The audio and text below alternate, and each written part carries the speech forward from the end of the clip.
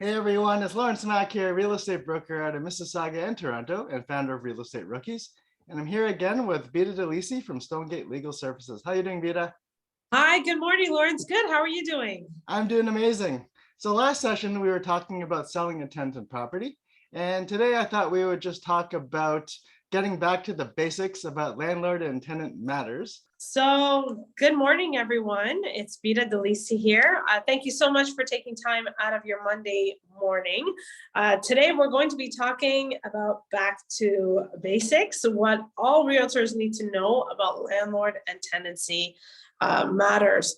Most of you know me already. I won't bore you with the introduction about myself, but if you already haven't done so, head over to our social media, like us, follow us on Facebook and Instagram. I always tend to give updates and post videos with what's happening in the realm of landlords and tenants. If you have a smartphone, you can scan the QR code located at the bottom left of your screen and add us in as an automatic contact to your contact list. If you ever require any clarity on any issues or matters landlord and tenant related, feel free to send me an email. I'm most responsive quicker via email because I can respond at any time. If you call our office, one of my powerhouse paralegals will definitely be able to answer your questions. So let's get started. Next slide, Lawrence. Excellent. I won't bore you about myself. Many of you know me already. My background lies in real estate and property management, and all my firm does is provide support to realtors and landlords and investors throughout the province of Ontario. So for this presentation, everything we discuss is for information only. Nothing is to be taken as legal advice. If I can ask that you hold all questions to the very end, and we can do a Q&A. Next slide. Let's get started, everyone. So because our firm provides support to realtors throughout the province, many realtors are not very informed about what they can ask prospective tenants when they're advertising a property for lease. So here are the top 8 questions that realtors can ask prospects when advertising a property for lease. Number 1, what is your income? Number 2, if you work and where you work. Guys, income and employment, they're 2 different things. Employment is a source of income. We don't want to say, you know, Mr. and Mrs. Tenant, if you're not working, you can't move into this property. We can't withhold housing because someone is not working. So we want to find out what is their income. If their income is employment income, we want to know if they work and where they work. Okay. Number 3, how many people will be occupying the rental unit? Are there any pets? Guys, this is the time to ask about pets. I know that, you know, the law says that you can't discriminate or withhold housing from anyone if they have a pet, even if they agree that they won't have a pet at the start of the tenancy. Well, if you want to know whether or not that prospective tenant has a pet, now is the time to ask. Are they a smoker or non-smoker? Permission for a credit check, references from their previous landlords, credit report. I highly recommend the Equifax. I get a lot of agents asking me, do you have a preference about the credit report? And I say, yes, I do. I prefer Equifax. That's what mortgage brokers use when they are qualifying prospective buyers for mortgage. They use Equifax or TransUnion. So I prefer to use that. Other apps that allow you to pull up somebody's credit are not often accurate. Okay, so I'll leave it at that. So here are the top 8 questions that realtors can ask prospective tenants when advertising a property for lease. Let's move on, Lawrence. Now, let's talk about what realtors cannot ask when advertising a property for lease on the MLS. Number 1, if they are pregnant or if they have children. If they plan on having children or they plan on having more children. If they are married, single, divorced, what is their marital status? What is their religion or ethnic background, sexual orientation? If they are on welfare, Ontario Works, Ontario Disability, or any form of public assistance. Do they have a disability? What is their age? I get a lot of phone calls about their citizenship status. Are they a Canadian citizen? Now, guys, the reason why I say stay away from all these questions is because none of these questions are relevant to the tenancy. What does it matter whether or not they're a citizen? What does it matter if they're married or single or divorced? What does that have to do with the tenancy? So if a realtor asks any of these questions, or better yet, if a landlord or an agent withhold housing and won't rent to a prospective tenant because of the answers, this could be grounds for discrimination and a human rights violation. And more importantly, the brokerage and salesperson can be found liable. So guys, please stay away from these questions. Let's move on, Lawrence. So this is a preliminary slide that I included in all my presentations, because I cannot stress how many agents or landlords or even people who are investors don't know how a tenancy can be terminated. Okay, so these are the top 3 questions that I get from my agents. Hey, Bita, can we evict a tenant to sell a property? Or the tenant isn't allowing for showings. Can we kick them out? Or the landlord's lease is coming to an end. Can we give the tenant notice to move out? Next slide, Lawrence. The answer to all those questions, all 3 questions, is a hard no. Okay, so the reason why it's a no is because tenants have security of tenure. And what that means is that they are entitled to occupy the property after the term of the lease has come to an end. So a typical lease agreement runs for a year. So after the year, the tenancy relationship changes from a fixed term tenancy now to a month-to-month tenancy. Okay, so a tenancy can only be terminated in one of 3 ways. This is very important. Number 1, if the tenant decides to leave and gives notice. Number 2, the landlord and tenant mutually agree to terminate the tenancy. Number 3, the landlord gives notice for a reason permitted under the act. So this is by way of a court or a board order. So 3 reasons to end the tenancy, guys. Number 1, tenant gives notice. Number 2, mutual agreement. Or number 3, by court or board. Next slide. Rent deposits. Guys, remember, this is a back to basics Zoom. So I want you to only know the basics, okay? Don't reinvent the wheel, only know the basics. Let's talk about rent deposits. The landlord can collect a rent deposit from a new tenant on or before the start of a new tenancy. That deposit cannot be for more than 1 month's rent, and it can't be used for anything else except for the last month's rent. Now, if a landlord gives a notice of rent increase, the landlord can ask the tenant to increase the rent deposit by the same amount. So you get a lot of questions and inquiries about rent deposits. What can we ask for a rent deposit? Can we ask for 1 year's upfront? Can we ask for 3 months rent? Can we ask for security deposits? No, the only deposit a landlord can hold is a last month's rent deposit in the amount of 1 month's rent, and only to be applied to the last month of the tenancy. Let's move on. What are illegal deposits? Okay, so we talked about a last month's rent. We talked about how much it should be in. The following deposits are illegal. This means that landlords cannot ask for a tenant to provide these types of deposits, with the exception of a key deposit. Number 1, damage deposits. Key deposits we're going to come back to. Vehicle deposits, utility deposits, pet deposits, repair deposits, light bulb deposits. Let's talk about the key deposit. The key deposit, the landlord can obtain a refundable key deposit. However, that deposit must be only in the amount of the cost of the key. If the key costs $10 to cut at Home Depot, that's what your key deposit should be. The key deposit is only for the key, not the locking mechanism, not the garage door remote, not the fob to the gym or the swimming pool or the exercise room or the party room. A key deposit is only for the cost to replace the front door key.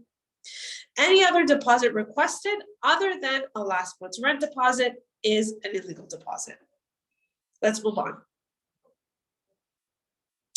Rent payment methods and receipts. So I used to make this mistake when I was in real estate and I was doing leases. I always used to say in my Schedule A that the tenant will provide 10 post-dated checks in exchange for the key. Well, the law says that a landlord cannot require the tenant to pay rent by way of a post-dated check, cash, direct deposit, or auto withdrawal.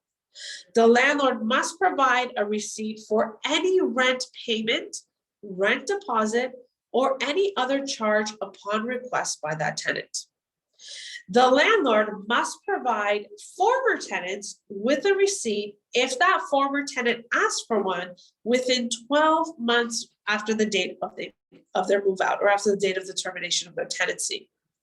And the landlord cannot charge a fee for providing a receipt. Moving on. All right, let's talk about the N4 notice to end the tenancy. Notice to terminate tenancy for non-payment of rent. The reason why I have included a copy of the N4 is not to provide you with the information on how to fill it out. It's to provide you with the information that if your landlord calls you and says, hey, Realtor Lawrence, my tenant hasn't paid the rent, what do I do? Then Realtor Lawrence says, well, you'll either call Bita at Stonegate Legal Services or you can serve the notice for non-payment of rent, which is the N4 notice. As realtors, please stay away from serving these notices. Guys, you're not, you don't know what the requirements are. You don't know what the consequences are. You're not insured to provide legal services. So please stay away from that. Your landlord can serve this notice or their legal representative can. This is what the notice looks like. Okay, so if your landlord calls you and says, hey, Realtor Lawrence, my tenant hasn't paid rent, Realtor Lawrence is going to say, well, great, you can call a legal representative or serve the notice for non-payment of rent, which is the N4. Let's move on. Cash for keys. Like, cash for keys is a big thing right now. And the reason why is because as we move on from COVID, there are still a lot of tenants or people that are working from home, schools offering courses online. Things haven't quite gone back to normal. And we're finding that realtors are not able to list and sell a property without any sort of resistance from the tenant. Here's where the cash for keys comes in. Cash for keys is exactly what I call it. We would offer cash to the tenant in exchange for the keys. Cash for keys must be an enticing offer or proposal to end the tenancy. It can be anywhere from $5,000, $10,000, $15,000, $70,000, $100,000, whatever is enticing and agreeable between the parties. A legal representative, not the realtor, a legal representative would facilitate the termination of tenancy directly with that tenant. They would negotiate the terms, they would draft a consent agreement or settlement terms and the notice to end and the agreement to end the tenancy, which is the N11. Remember, the second way to end the tenancy is by mutual agreement, which is the N11. Once the consent agreement or settlement terms and the N11 are signed, these two documents are married to one another because they can be signed together and filed with the board together. Once they're filed with the board will issue an ex parte order, which is just a fancy legal term for an eviction order without a hearing. The timing to facilitate a cash for keys can be anywhere from 30, 60, 90 days, whatever the parties agree. I highly recommend that a cash for keys be done prior to the property being listed on the market for sale. And the reason why is that the seller can do, or the landlord seller can do whatever they want. They can paint it, do the repairs, stage it, give it some curb appeal, give it a facelift, and then the agent will be hired on to list, market, and sell, to do what you guys do best. Okay, and on the flip side, you're not going to have any issues with showing times, any restrictions, any issues with the closing dates. You don't have to worry about all of that. The tenant is gone. Let's move on. So cash for keys. This is the agreement to end the tenancy, the N11, the mutual agreement to end the tenancy. This is what it looks like. I just want you guys to know what it looks like. So this, alongside the consent agreement or terms of settlement, is what forms a cash for keys. Next.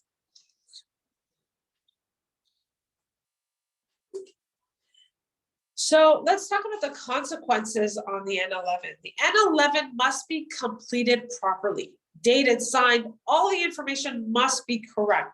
I call the N11 the Incredible Hulk because it is such a powerful agreement. And what I mean by that is that when the parties sign, they're giving up their rights to the tenancy. They're giving up their obligations under the lease. If there are two parties must sign the second page.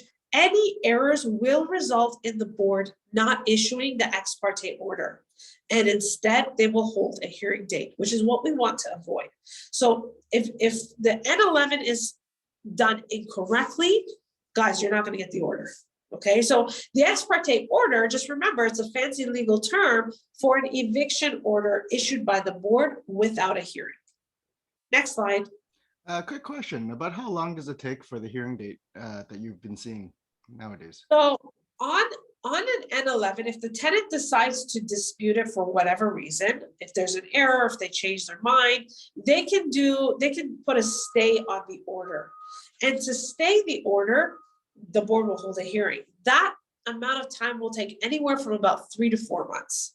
Just remember, these stay hearings are different than regular hearings. So it won't take as long to get a stay hearing. It'll take 3 or 4 months. Regular hearings can take 4 to 7 months now, not 4 to 6. Okay, so 4 to 7 months for the regular hearings, but this particular one is, 3 to 4, which still would delay the closing if that was an issue. You got it. You got it. The consent agreement or settlement terms, it's highly recommended that any cash for keys agreement be in writing and the N11 be accompanied by a consent agreement or terms of settlement, okay? And that these documents should be drafted by a legal representative. All terms must be outlined clearly and signed by all parties. Guys, remember, the consent agreement or terms of settlement, they outline the rules of the game, okay? Who does what, when the tenancy is terminated, who holds funds, when are keys submitted, when is the cash submitted to the other side. These are all included in the rules of the game, which is consent or settlement terms, the consent agreement or settlement terms. It must be filed with the board alongside the N11 by way of an L3 application. Okay, the L3 application is it's a short form for landlord's application number 3. Next, let's talk about the N12. So what is the alternative to a cash for keys? If parties don't agree to a cash for keys, what can the agent or landlord do? And the N12 is a notice for the landlord's or purchaser's own use. It's the same notice, it's the same process. It depends only on who's moving in. Guys, please don't serve this notice. I have agents who serve these notices because they think they know what they're doing and they have no idea. This is just a screenshot of what the N12 looks like. Like the agreement of purchase and sale, it's an editable document. However, one tiny error, one small error will get this application dismissed and you're going to have to start the process over again. So if you have a closing date on the table and there's an error, the board doesn't care if the property is sold. The board only cares if the process was followed properly. They will dismiss the application. Your client's going to have to start the process over again. And guess who they're going to point the finger to? You as the agent. So this is what the N12 looks like. Is the alternative to cash for keys, the N12. And just to manage your expectations, when an N12 is served, it informs the tenant that the property is sold and the new purchaser requires possession of the property, okay? The N12 must then be filed with the board. Once it's filed with the board, it will take 4 to 6 months for the board to issue a notice of hearing. Now it's 4 to 7 months. The board will then provide their decision by way of an order, usually 30 to 60 days after the hearing. And if the tenant doesn't leave, provided whether or not the board gives them time, 30, 60 days, who knows, then the landlord is going to have to enforce an eviction by way of filing with the sheriff. And based on the backlog with the sheriff, you're looking at about probably 4 to 8 weeks. So the N12 process in and of itself is at about, I would say, 10 to 11 month process. Okay, so it's the alternative to a cash for keys. You're going to have to amend your closing date, and if the seller provided vacant possession in their agreement of purchase and sale, they could be found that they are actually in breach of contract because they're not able to provide vacant possession. And therefore, they're going to end up paying a penalty to the buyer until they're able to provide vacant possession or until the board holds a hearing. Next slide. Does the tenant have to move out? So I have agents who call me all the time and say, well, Bita, we'll just serve the N12. My client doesn't want to pay extra compensation to the tenant. We'll just serve the N12. And I say, well, realtor, have you read the N12? And unfortunately, 9 out of 10 times they say no. And I say, well, I'm going to focus your attention on page 2 of the N12, the second page of the N12. That's a screenshot on the second page. If you can look at the third bolded box from the left down, it says, what if you disagree with the notice?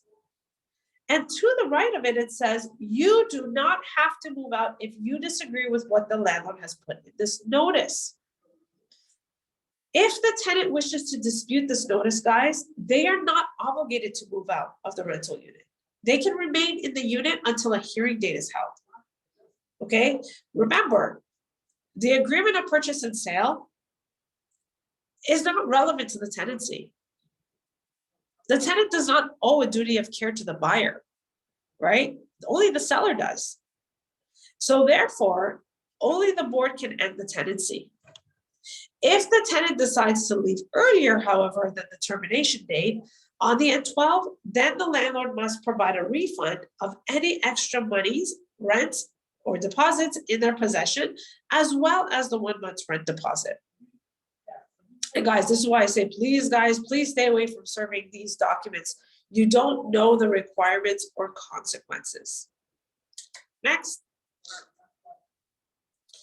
Let's talk about clauses. I always have my agents who call me and they say, can you have a look at this clause? How do you interpret this clause? I always tell my agents, guys, please don't draft your own clauses. Please don't draft your own clauses, because depending on how that clause is interpreted, it can go from good to bad really quick. And I'll tell you why. I had an agent insert this clause exactly as it is in red, okay? The tenant has the right, if in good standing, to automatically renew the lease term in perpetuity. So one way to view this clause is the tenant has the right, if they pay the rent, if they maintain the property, to automatically renew the lease term. What's wrong with that? Well, if a property is sold or if the landlord wants to move in, the tenant can actually dispute the termination of tenancy notice at the board, because their legal representative can view this clause as the tenant has the right, if in good standing, to automatically renew the lease term in perpetuity. So this clause, when inserted by the agent or the realtor, can prevent the landlord from actually ever evicting a tenant, because it's putting the onus on the tenant to end the tenancy. Okay, so the tenant can dispute the N12 and actually win at the board. There is case law to prevent an eviction, even if the property is sold and the purchaser requires possession. So guys, please stay away from drafting your own clauses. In your leases, use the Ontario Standard Lease Agreement, because all the clauses that you need are actually found in that lease agreement. They're standard clauses. Next slide. Let's talk about service. One thing I love about the real estate industry is that they've really evolved with technology. And what I mean is that you're using your phones to scan and send legal documents. You're using e-signature tools to purchase million-dollar properties. You don't even have to be in the country to buy these million-dollar properties. Okay, I remember in real estate, when I was in real estate, everything was via fax. that was the only method of service of documents. Sending the documents to the cooperating broker, sending it to the listing agent, sending it to the lawyers, everything was by fax. However, the wheels of justice spin very slowly. And what that means is that landlords must serve their tenants in accordance to the rules of procedure of the board in the following ways: handing the document to the tenant, handing it to another adult in the rental unit, placing it in the tenant's mailbox or where mail is usually delivered, sliding the document under the door or through a mail slot. My favorite, fax, by courier, registered mail, or express post. Now, what I always say is, realtors, guys, please don't serve legal documents. You don't know what the requirements are to these documents. One of the requirements that you have to make note about is that if you're serving a document via mail, registered mail, express post, you must add additional days to the date of termination. If you miss that, your application or notice will get dismissed and you're going to have to start the process over again. And you don't want to disappoint your clients because time is of the essence here, depending on what they've done with the property. So please stay away from serving legal documents. Next slide. All right, we're coming close to the end of the presentation. I never charge for any of my giveaways. I'm always giving away my materials. Head over to landlordmastery.ca, download your free copy of the Landlord Mastery Guide.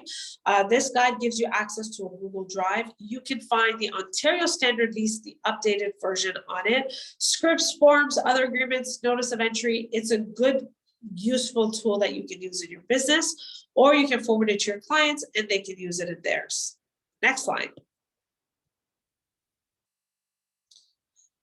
All right, we've come to the end of the presentation. I would love to open up the floor to a Q&A. Thank you so much for your patience. Thank you so much, Bita. I've got a few questions before we accumulate the other questions from everyone else. So if you're trying to buy a property and it's tenanted, so by default, the buyer just doesn't care. Like they just assume it's vacant property, and then the seller's problem. Is that like the default? That depends.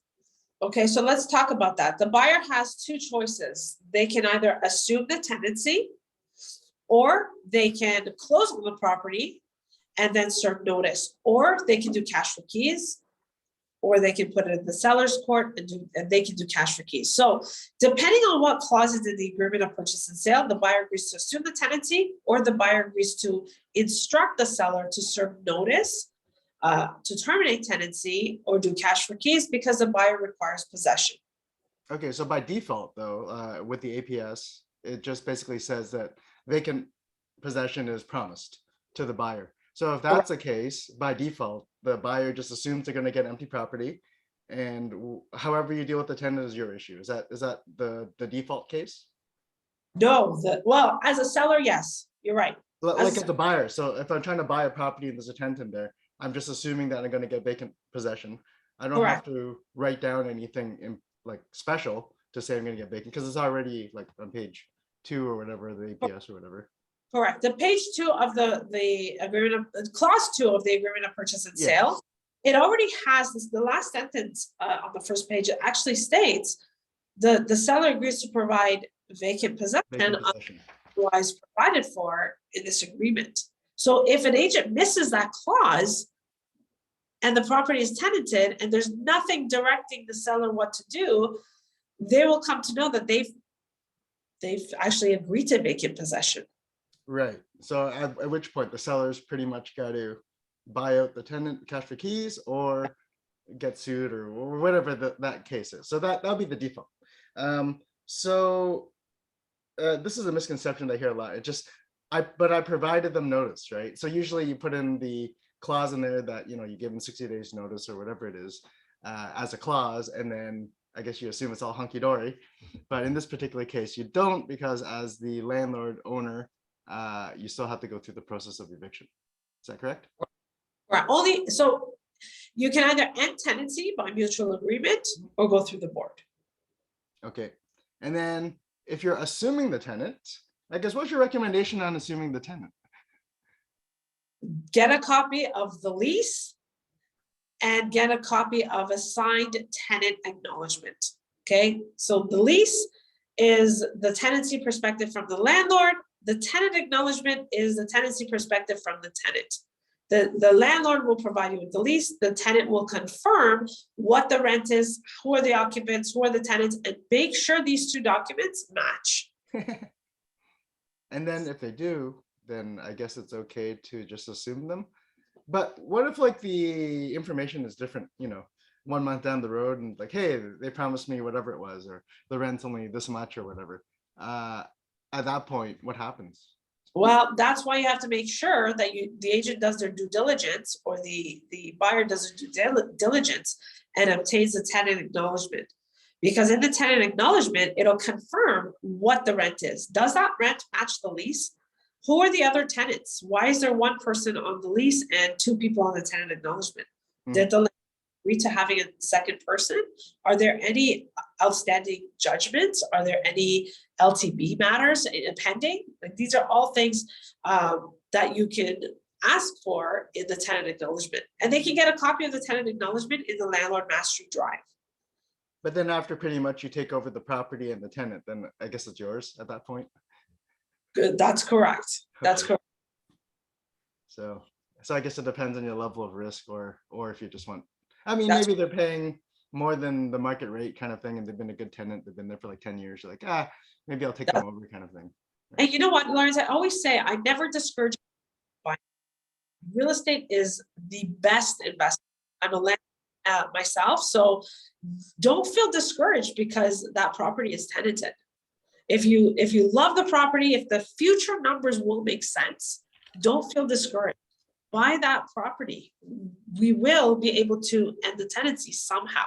Or you may like the tenant. You may want to keep the tenant. Who knows? So if you're buying a tenant property, are there any clauses that you would recommend besides getting a copy of the lease and acknowledgement from the tenant? If you're buying a tenanted property, there's a couple of clauses that I recommend. Number one, instructions on what the landlord seller needs to do regarding that tenancy. And number two, you're asking for a copy of the lease and a tenant acknowledgement. Those are two clauses are very, very important. Okay. Any other questions out there? Well, I think of other things. Yes, I just have one question, Bita. Thank you very much. I have joined your session before. I've actually recommended a couple of guys 3-4 months ago to Stonegate. Anyway, my question is this. So we signed the N11, we paid for cash for key and everything. And then now comes the possession date and the tenant says, I don't want to move. What happens then legally? How long would it take for a seller or a buyer to move into the house? Thank you. Great question. Thank you for your referrals. I appreciate all your referrals. A great question. If you've done the cash for keys and you have the N11, and once those are filed with the board, it'll probably take, I would say, 3 to 4 weeks to receive the order. If the tenant does not leave, okay, when you receive the order from the board, that order will have a termination date, but the date that the tenant must be moved out. And which date, which is usually the day after, the landlord can file with the sheriff. Now, if the tenant decides to dispute it and they stay the order, then it's going to take 3 to 4 months, as I mentioned, 3 to 4 months for a hearing to request the board lift that stay and allow for an eviction. So you're looking at 3 to 4 months plus 30 to 60 days. So it brings you, I would say, let's say 4 months, so 6 months, and then plus 4 to 8 weeks. So it'll take you an additional 8 months by way of if the tenant doesn't move out. Usually with the cash for keys though, the tenant does move out, okay? And I'll tell you, I would say 1 out of every 10 cash for keys, the tenant changes their mind, okay? And the reason why I say 1 out of every 10, because nothing is 100% guaranteed. But from our experience in dealing with the cash for keys, because the tenants are getting something, they're getting cash, they will agree to end the tenancy. After so many years, but thank you very much. Thank you, Lawrence. Believe me, I'm learning so much. I've been in real estate for about 35 years now. and I'm still learning. And that's because of people like you. Thank you very Oh, much. it's always learning. It's always learning. Keep learning. Don't stop. Yes, thank you. And that's how you help your clients, right? You want to be up to date on the most recent laws or technology or whatever it is. Yeah. So just make Yes, sure. yes. Are there Thank any you. other questions in the meantime? No, I guess I've joined the session a couple of times, and you have the recording, so I'm gonna listen to it again. Thank you. Excellent. Great, thank you. I had another question about, okay, so you can ask tenants or prospective tenants if they have pets. Is that like a question you're allowed to ask? Absolutely. And the time to ask is before you enter into a lease agreement. And if they lie, what happens? Nothing. Nothing? Okay, but at If least, they- but at I'll least you tell you, asked. unfortunately, you can't do anything if they lie. Yeah. But if they lie, I mean, I've caught prospective tenants in lies, and I always tell them, do you think that this is the right way to start a tenancy relationship with a lie? Mhm. Right? I mean, I hope they say no, but But you never know, right? never know, right? But Yeah. we're hoping that a tenancy relationship starts in good faith. And another thing you had was you cannot ask them if they're on welfare, but I guess people could volunteer that because sometimes I notice it's in the rental application because it's part of their income, I guess, to pay for the rent. Yes. What you can do, Lawrence, is ask, what is your income? And they'll tell you. Right. I work where the money for- comes from or welfare or Yeah, or, yeah. or But you have spousal to ask, assistance or whatever. ask that question properly. You can't say, are you working? Well, are you saying that just because I'm not working, I won't get the property?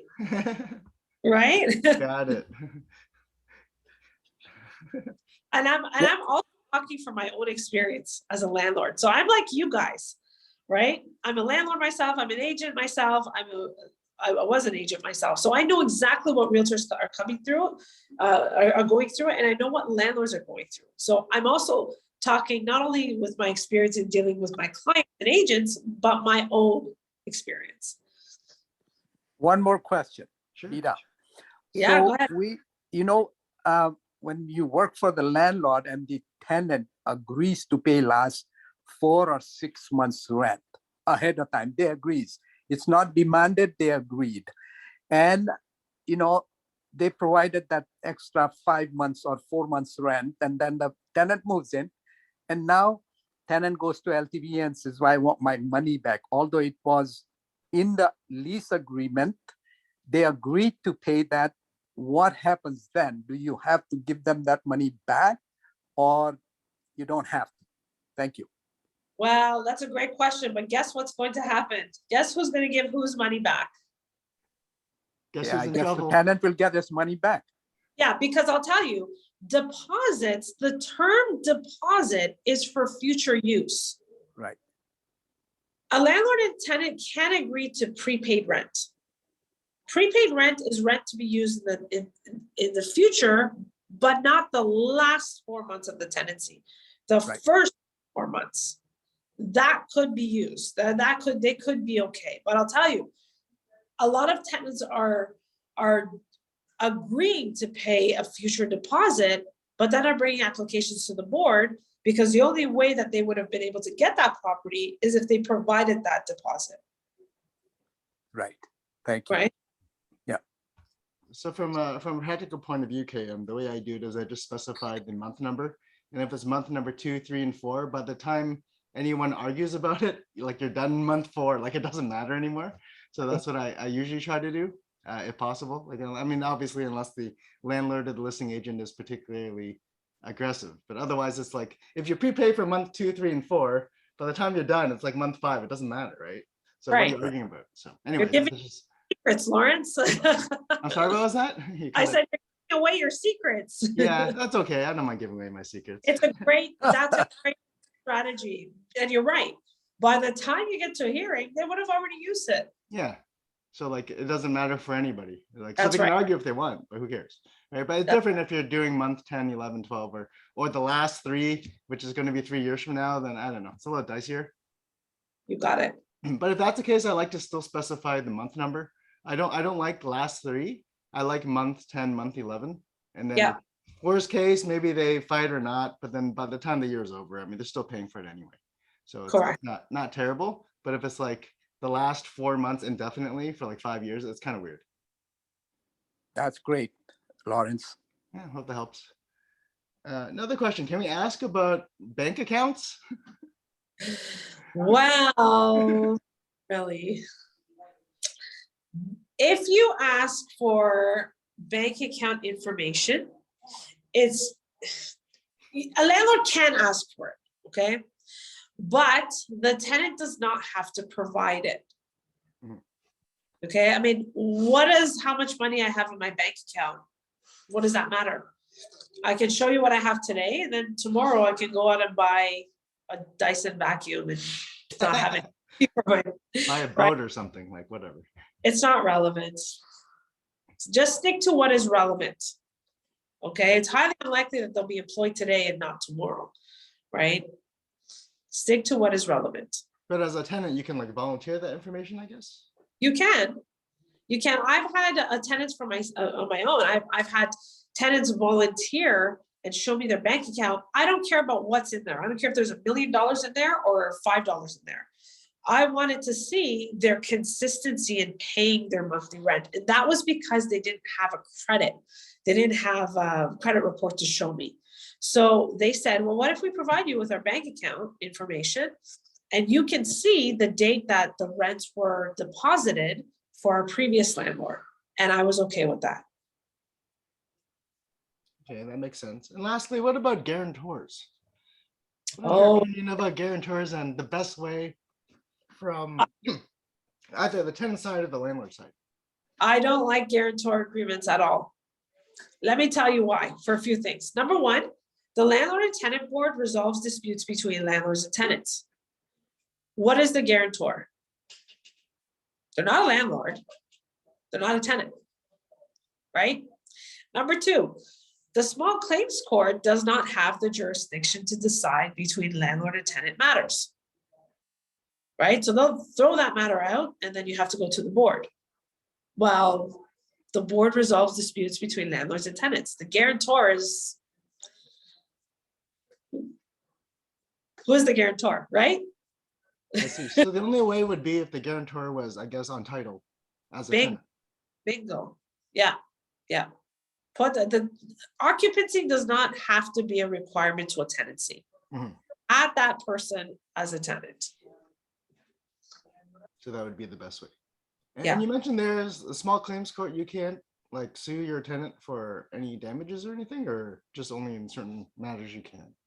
You have to go through the court of competent jurisdiction to do that. And what that means is that you have to go through the court that has the authority to decide on these matters. The small claims court is more for contractor disputes between other parties and individuals. The landlord and tenant board is the board that decides on landlord and tenant related matters. And now with the new Bill 184 being passed, landlords can go after tenants for up to 1 year from the date that the tenant has moved out for unpaid arrears, unpaid utility bills, and damages. Okay, so that would be, so if they decide to trash the place before they leave and not pay any money, that all goes through the landlord tenant board and not through like small claims. Correct. Oh, okay. I learned something new. Well, I always learn something new. All right. If there's no other questions, then I want to thank Bita again. So Bita, how can people reach you again? They can head over to our website. Our contact information is on the website, www.stonegatelegalservices.ca. I'll share that this page, I guess, or maybe the first page. Perfect. Great. Okay. Well, thanks again. Again, I'm Lawrencemak from Real Estate Broker out of Mississauga in Toronto and founder of Real Estate Rookies. We'll talk to you next time. Bye. I said have a great day. I'm gonna leave now. Okay. Hope Okay. everyone has an amazing week. Sure. Bye, Lawrence. Have a good Thank one. you so much, Vita. Appreciate it. All right. Bye-bye.